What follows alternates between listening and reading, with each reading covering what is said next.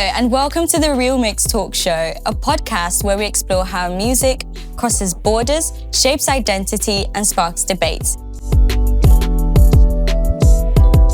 A 2025 study titled The Rise of K-pop and Afrobeats, written by Michelle, found that K-pop and Afrobeats are increasingly influencing each other. Today, we're diving into Afro-K-pop, where Afrobeat, a Nigerian style of music, meets K-pop, a South Korean style of music. And we're asking, is this cultural exchange or something more complicated? Can this music move from an online discourse to a global stage? To some of you, it might be your first time hearing of Afro-K-pop, so I will play you 10 seconds of my top 3 picks. I'm your host, Mirin Achibwe. Let's have a listen.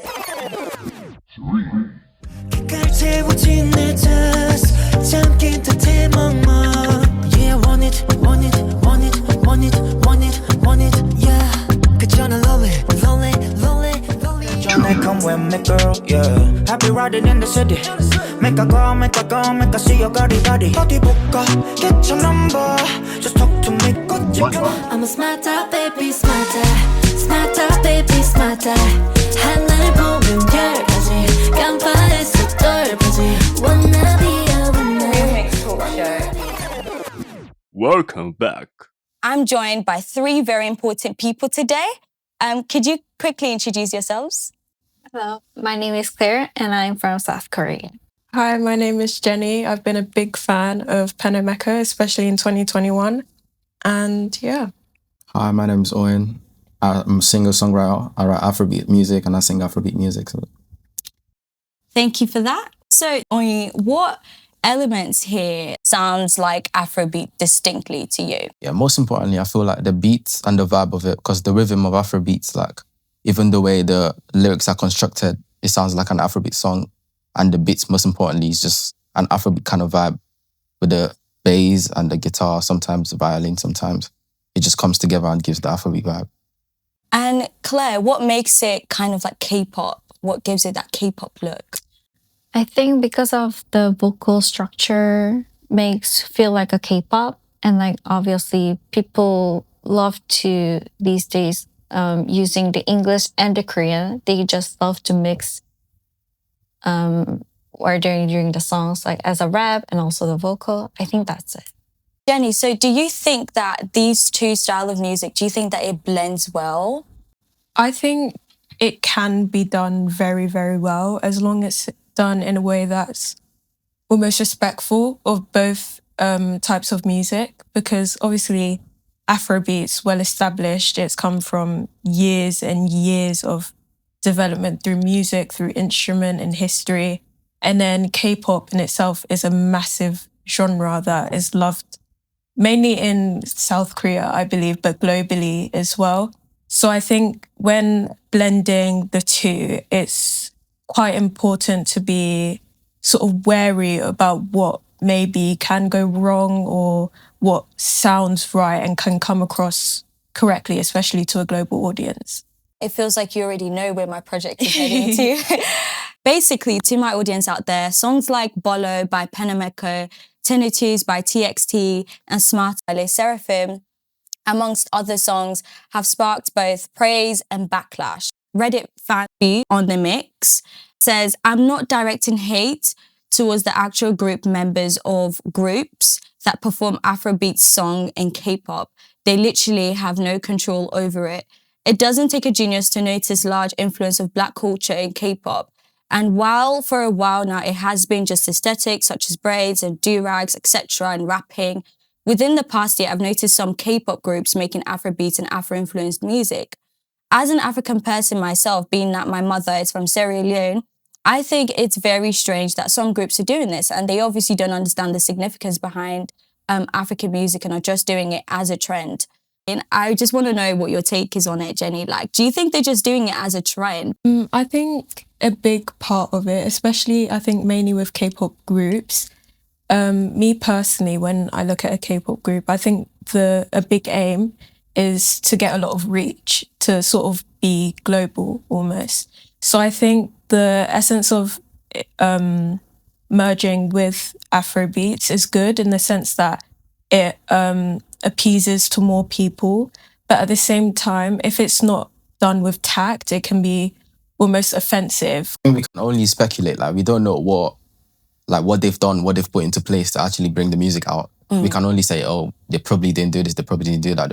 What if they actually did? What if they did the research? What if they dove deep into Afrobeats to like learn some culture? Because in some music there, I heard some African words, some like bolo or something. Yeah. It's a Can you Nigerian tell us? word. Yeah, can you tell us what it means? Yeah, bolo literally means like a stupid person, and it's like, oh, don't make me a bolo, like don't make me like look stupid or something like that. I feel like that shows intentionality. Like, it's not just doing it. He actually dove deep into African culture to understand what that word means, because some Africans don't even know what bolo means. I feel like cancel culture and like blowing things up, like way out of proportion, is quite a big thing. But as Owen said, it's speculation. We don't really know whether maybe they've got an Afrobeats producer, you know, helping make the song, or they've gone through some sort of education on the culture. But I think what a big thing that could sort of get past this kind of debate would be credit. Listening to TXT, Tinnitus, if you, especially on Spotify, you can see who's involved in the song. There are options to link producers, to link other artists, and you don't see it, you see TXT.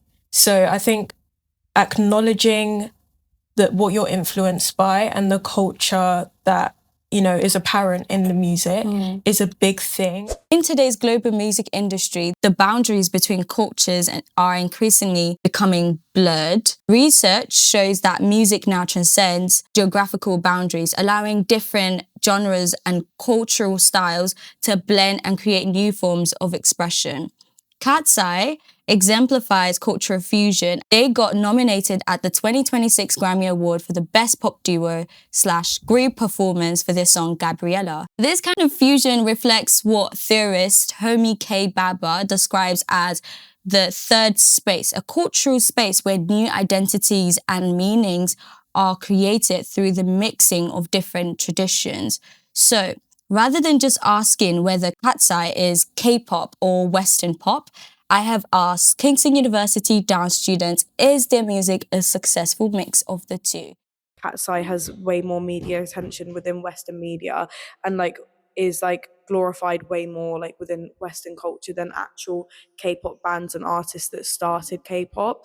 So I feel like I don't know a lot about it. I don't listen to K-pop either, but like from an outsider's, like everyday person's point of view, I would say that it looks more to me like theft than like actual appreciation or like adaptation. I don't really like their music or their lyrics. I think their lyrics don't really make any sense. And like, for example, I've like seen some videos about how like their new song Zucchini, like it's like kind of a bit inappropriate because it's like eat zucchini and it's like a baby's voice and it's like, what does zucchini symbolize? I think all of the girls in the group, I think they all come from different backgrounds as themselves. I think they're all from, you know, different like areas of the world. But I think the group itself, it's very pop, so it has a lot of Western culture in it. But then I do think it takes sort of from, you know, the K-pop feel. I think it's very unique. I think what they do is sort of unique, but I think it does have influence from K-pop. I wouldn't say they've stolen it as such, because I think